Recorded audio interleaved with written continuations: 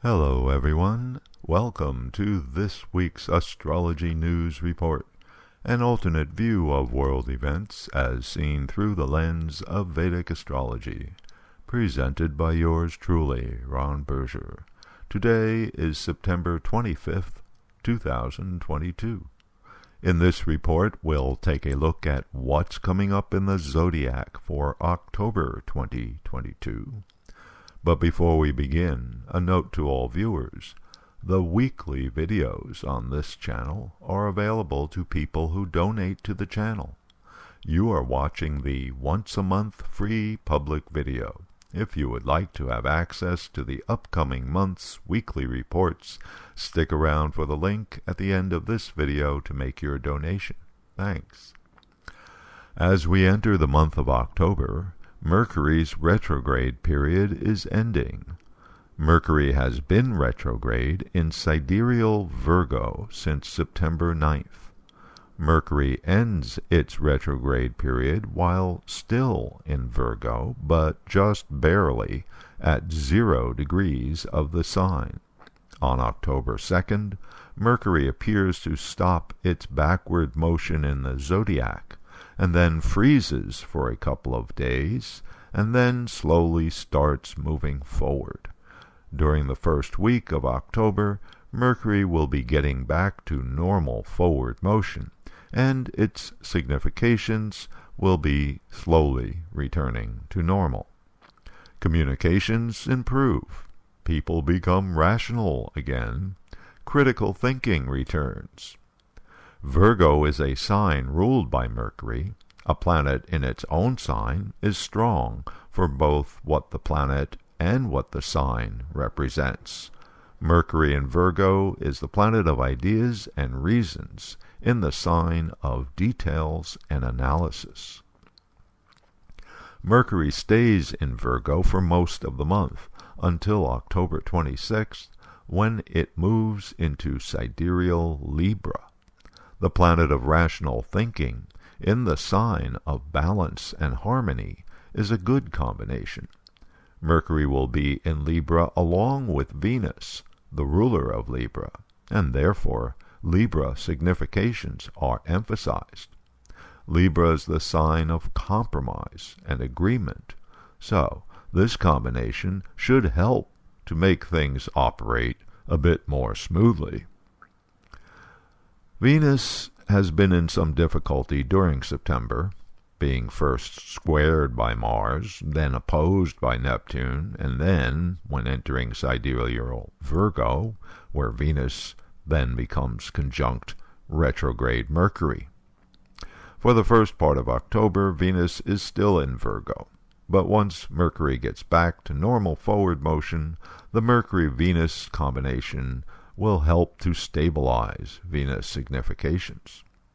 Venus plus Mercury is the planet of relationship and agreement with the planet of communication and making decisions. Generally, a favorable combo for moving things forward. But there is a potential downside. Venus is the planet of love, and Mercury is ideas and reasons. So what we get is everyone in love with their own ideas. Venus transits next into Libra, its own sign, on October 17th. The planet of agreement in the sign of balance and harmony is a great combination. The problem is that Venus by then will be combust the sun.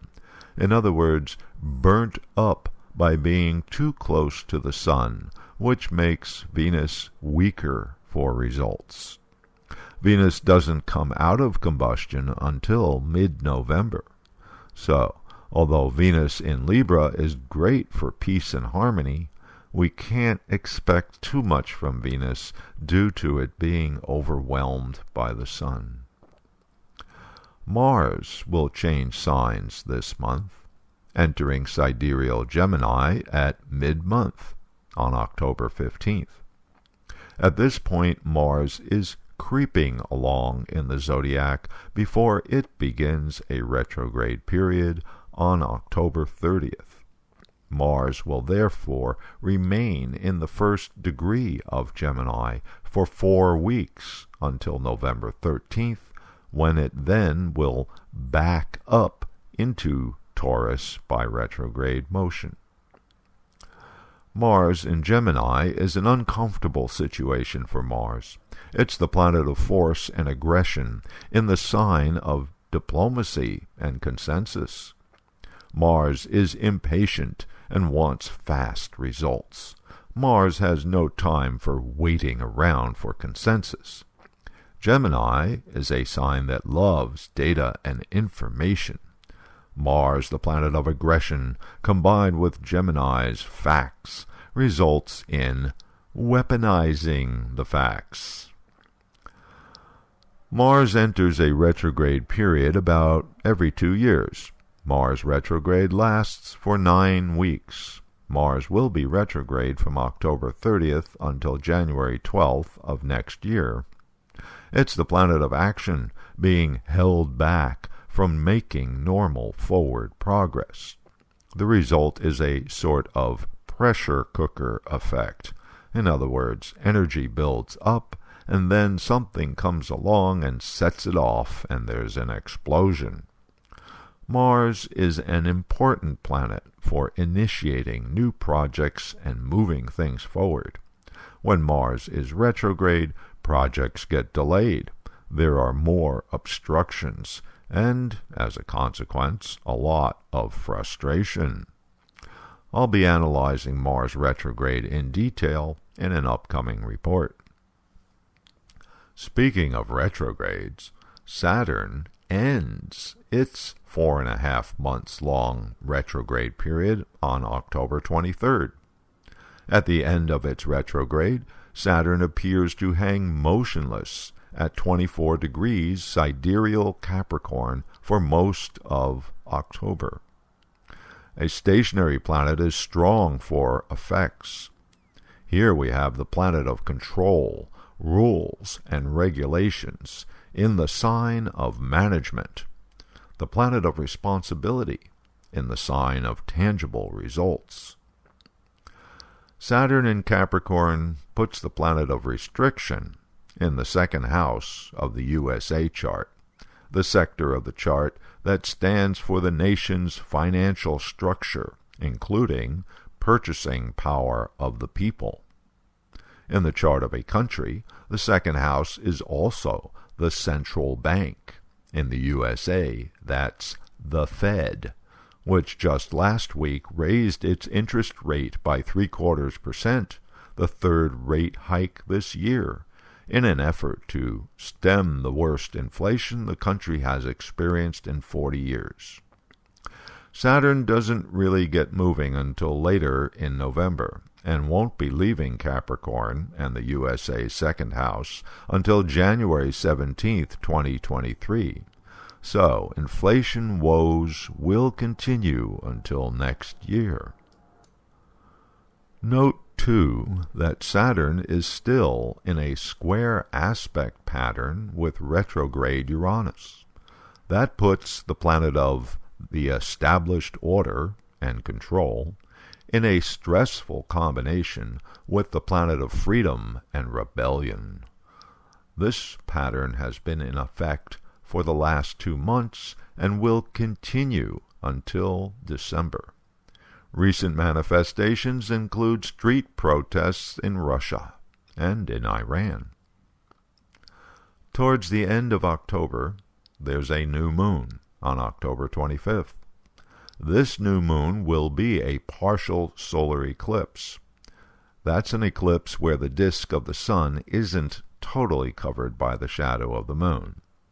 Eclipses are harbingers of events, usually bad, coming in the near future, but that pertains mostly to total eclipses.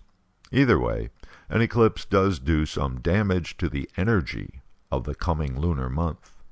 What's interesting this time is that Venus will be nearly exactly conjunct the eclipse. In the same way that an eclipse does damage to the energy of the month, it also does damage to any planet that gets directly involved. Venus is the planet of guidance. When we can't see Venus, we are without guidance. Since Venus is the planet of value, and therefore money, this zodiac combination is yet another indication that the financial picture will continue to be a bummer for at least another month. Venus is also the planet of compromise and agreement, and therefore treaties. So with Venus damaged, not much chance of a resolution to the Ukraine situation, not yet. Okay, so there's a brief look at planetary patterns for October 2022, and here's a description of what's coming up in October's videos. October 2nd, an update on Donald Trump's chart. Will he be indicted? October 9th, astrology and predictions for the USA midterm elections. October 16th, the Mars transit in Gemini and the effects for each rising sign chart. October 23rd, no report because I am on vacation visiting relatives. October 30th, a preview of planetary patterns for November 2022. You'll not want to miss out on all these great upcoming videos, so if you'd like to have access to October's weekly reports, donate $20 by clicking on or touching the donation card you see at the end of this video, which will take you to the donation page. And if $20 for a month is too much for you, you can donate $10. The link to each week's report will be sent to you via your email. Here's the link. Just click or touch the card, which will take you to the donation page. And if the card does not appear or doesn't work, you can find the link in the comment section below. Thank you, and until next week.